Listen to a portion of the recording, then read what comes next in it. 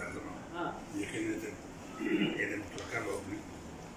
पहली गल तो कि मैं समझदा कि पंजाबी अदबी बोर्ड का एक काम सलामयोग है कि उन्हें इस अहम इशू से सानू दोस्तों सद्या और अपने विचार साझे करने का मौका दिता। बुनियादी गल है कि पंजाबी नाल साजिशां की जी तारीख है तो बड़ी लंबी और हर मरले से कोई ना कोई साजिश खड़ी करती जाती है जिससे सानू छोटा करने की कोशिश की जाए, सानू महदूद करने की कोशिश की जाए या सानू टोटिया बनने की कोशिश। इस हिस्से बहुत सारा काम कर रही है पंजाबी तंजीमां, लेकिन मैं समझना नाकाफी। सानू बिल्कुल कट्ठे होकर एकजुट होकर इन साजिशां का मुकाबला करने कमर बस्ता होना पड़ेगा।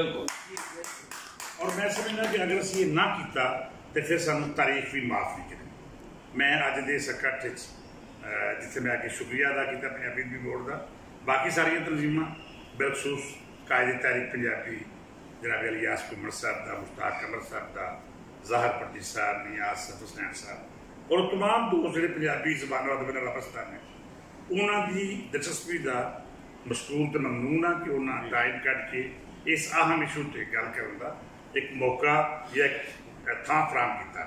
सो असी इस मामले हमा वक्त कट्ठे हैं और मैं बाजी परवीन को यकीन दवाना वा कि असी दरमे कदमे सुखने इस शरारती अंसर का मुकाबला करने कमर बस्ता होवांगे, बाजी इन्हां दे नाल हां और जिस तरह भी चाहणगे इस तहरीक नूं रंग देना उहदे वास्ते अगर कोई एहतजाज करना पवे असी एहतजाज करना से नाल हां। अगर कोई सैमीनार वड्डे लैवल का करना चाहो तो असी किसी भी वड्डे होटल या किसी अच्छी जगह पर सरकार को इन्वॉल्व करके अपना मुकदमा पेश करिए। और यह लोग जो मुतलका लोग वो शुमारियात वाले हों, लसानियात वाले हों या नादर वाले हों, असी उन्होंने भी दावत देइए कि आके साडी गल सुनो तो सानू इस गल से मुतमिन करो।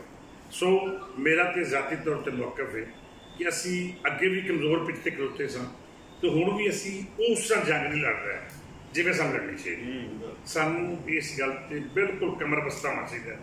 मैनू खुशी होती है और मैं हमेशा इस गल का दावा करना कि पंजाब दी तमाम पंजाबी तंजीमां नूं एक प्लेटफॉर्म पर इकट्ठा किया जाए, उन्होंने इन्हां इशूज़ से साझा किया जाए और उनकी राय नूं शामिल करके असी मुश्तरका जदोजहद का आगाज़ करिए जिहदी रोशनी असी इन्हां शरारतां और इन्हां लानतां तो छुटकारा हासिल कर सकें। सो अज के इजलास असी उम्मीद करते हैं कि ये मुठवारी वाला जिहड़ा पहलू है ये तसेर असल गुफ्तगू भी होगी, दोस्त अपनी अपनी राय भी देंगे और यकीनन जेड़ा भी लाया अमल तरतीब देंगे असी रख के उसका टुरना दिया। और इंशाअल्लाह मैं नहीं समझता कि अगर असी इकट्ठे होकर टुर पाए तो इस फितने अंजाम तक ना बहुत शुक्रिया।